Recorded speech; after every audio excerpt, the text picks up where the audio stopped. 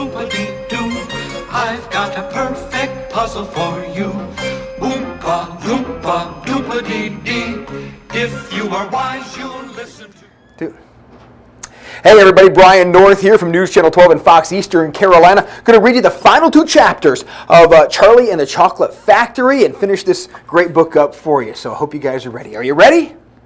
All right, here we go. This is chapter 29, The Other Children Go Home. We must go down and take a look at our little friends before we do anything else, said Mr. Wonka. He pressed a different button and the elevator dropped lower, and soon it was hovering just above the entrance gates to the factory. Looking down now, Charlie could see the children and their parents standing in a little group just inside the gates. He said, I can only see 3, he said. Who's missing? I expect it's Mr. TV, Mr. Wonka said, but he'll be coming along soon.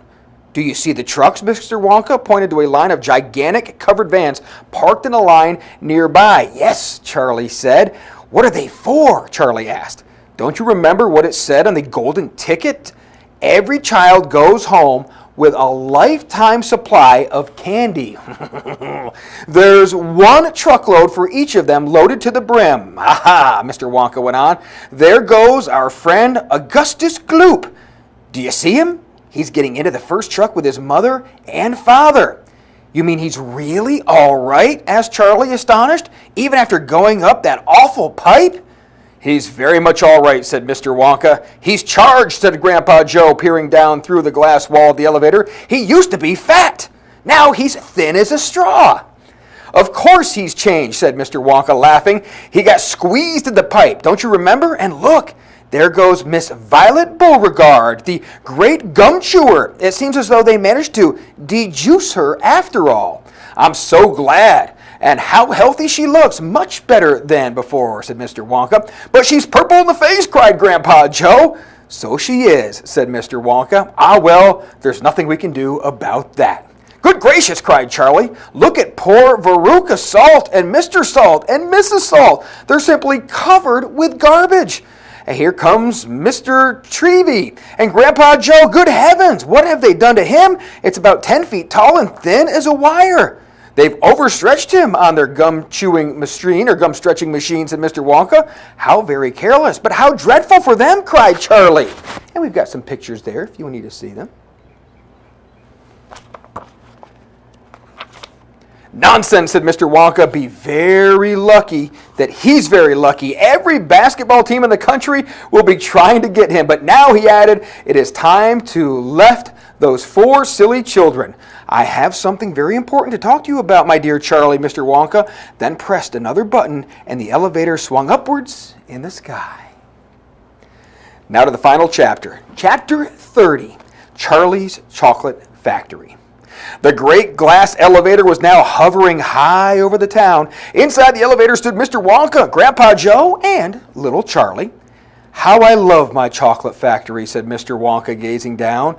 Then he paused, he turned around, and he looked at Charlie with a most serious expression on his face.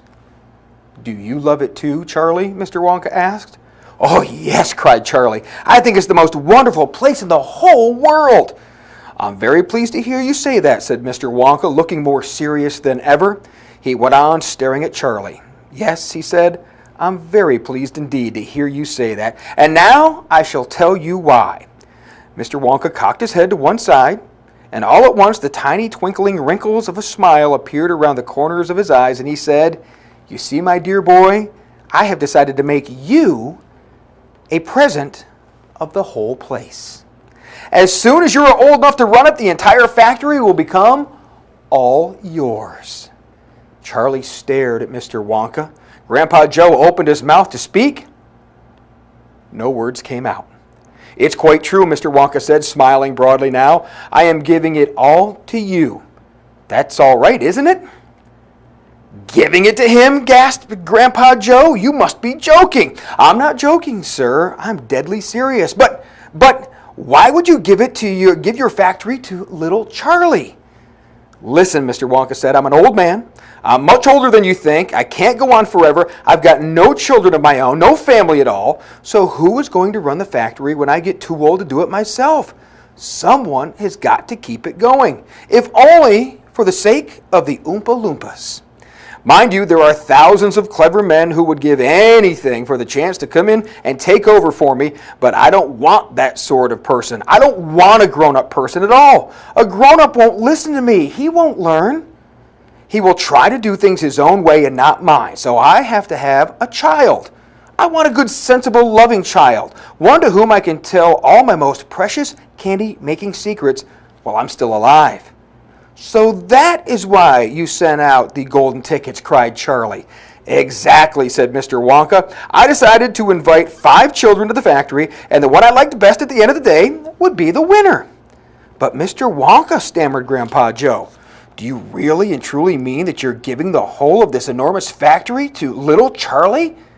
After all, there's no time for arguments, cried Mr. Wonka. We must go at once and fetch the rest of the family. Charlie's father and his mother and anyone else that's around. They can all live in the factory from now on. They can all help to run it until Charlie is old enough to do so by himself. Where do you live, Charlie? Charlie peered down through the glass elevator at the snow-covered houses that lay below. It's over there, he said, pointing. It's that little cottage right on the edge of the town, that little tiny one. I see it, cried Mr. Wonka, and he pressed some more buttons of his elevator. It shot down towards Charlie's house. I'm afraid my mother won't come with us, Charlie said sadly. Why ever not, said Mr. Wonka. Because she won't leave Grandma Josephine and Grandma Georgina and Grandpa George. But they must come too, said Willy Wonka. They can't, Charlie said. They're very old and they haven't been out of bed for 20 years. Then we'll take the bed along as well, with them in it, said Mr. Wonka. There's plenty of room in this elevator for a bed. You couldn't get the bed out of the house, said Grandpa Joe. It won't go through the door. You mustn't despair, cried Mr. Wonka. Nothing is impossible. You watch. The elevator was now hovering over the roof of the Bucket's little house. What are you going to do? Cried Charlie. I'm going right in to fetch them, said Mr. Wonka. How? Asked Grandpa Joe. Through the roof, said Mr. Wonka, pressing yet another button. No, shouted Charlie. Stop, shouted Grandpa Joe. Crash went the elevator right down through the roof of the house into the old people's bedroom. Showers of dust and broken tiles and bits of wood and cockroaches and spiders and bricks, cement, it all went raining down on them, and they thought the end of the world was coming. Grandma Georgina fainted. Grandma Josephine dropped her false teeth. Grandpa George put his head under the blanket, and Mr. and Mrs. Bucket came rushing in from the next room. Save us, cried Grandma Josephine. Calm yourself, my darling wife, said Grandpa Joe, stepping out of the elevator. It's only us. Mother, cried Charlie, rushing into Mrs. Bucket's arms. Mother, Mother, listen to what's happened. We're all going back to live in Mr. Wonka's factory, and we're going to help him run it, and he's going to give it all to me, and... What are you talking about, said Mrs. Bucket. Just look at our house, cried poor Mrs. Bucket. It's in ruins. My dear sir, said Mr. Wonka, jumping forward and shaking Mr. Bucket warmly by the hand, I'm so very glad to meet you. You mustn't be worried about your house from now on. You're never going to need it again anyway. Who is this crazy man? Screamed Grandma Josephine. He could have killed us all. This, said Grandpa Joe, is Mr. Willy Wonka himself. It took quite a time for Grandpa Joe and Charlie to explain to everyone exactly what was happening to them that day. And even then, they all refused to ride back to the factory in the elevator. I'd rather die in my bed, shouted Grandma Josephine. So would I, cried Grandma Georgina. I refuse to go, announced Grandpa George. So Mr. Wonka and Grandpa Joe and Charlie, taking no notice of their screams, simply pushed the bed into the elevator. They pushed Mr. and Mrs. Bucket in after it, then they got in themselves. Mr. Wonka pressed a button, the doors closed. Grandma Georgina screamed, and the elevator rose up off the floor and shot through the hole in the roof and out into the open sky. Charlie climbed onto the bed and tried to calm the 3 old people who were still petrified with fear. Please don't be frightened, he said. It's quite safe, and we're going to the most wonderful place in the world. Charlie's right, said Grandpa Joe. Will there be anything to eat when we get there? Asked Grandma Josephine. I'm starving. The whole family's starving. Anything to eat? Cried Charlie, laughing. Oh, you just wait and see. The end. Charlie and the Chocolate Factory. Hope you guys enjoyed the book. It's even better to think about it when you hear it through words than to even watch the movies. Hope your imagination ran wild with it. I'm Brian North from News Channel 12 in Fox Eastern Carolina. Thank you for listening.